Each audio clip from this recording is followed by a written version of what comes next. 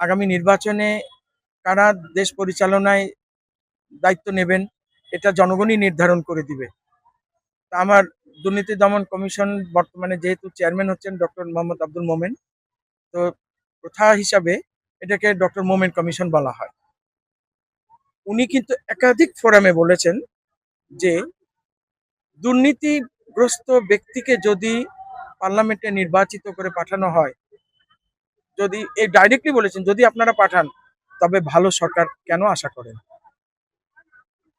আমি স্যারের কথাটাই আমি রিপিট করতে চাই যে ভালো সরকার পেতে হলে দুর্নীতি মুক্ত মানুষকে আমাদেরকে নির্বাচিত করতে হবে।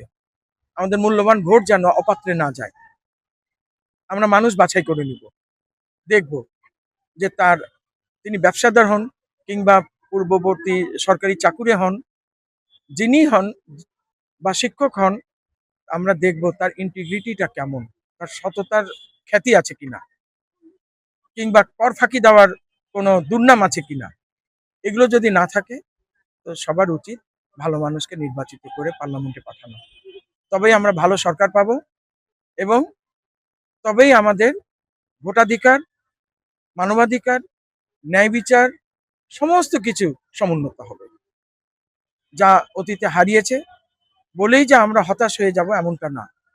যা পারিনি এতদিন করতে তা যেন করতে পারি, এটাই হোক আমাদের অঙ্গীকার। অতীতের গ্লানি, অতীতের বঞ্চনা সবকিছু আমাদের ভুলে আমাদের এই অঙ্গীকার করা উচিত, অতীতে যা পারিনি করতে আগামীতে তা করব।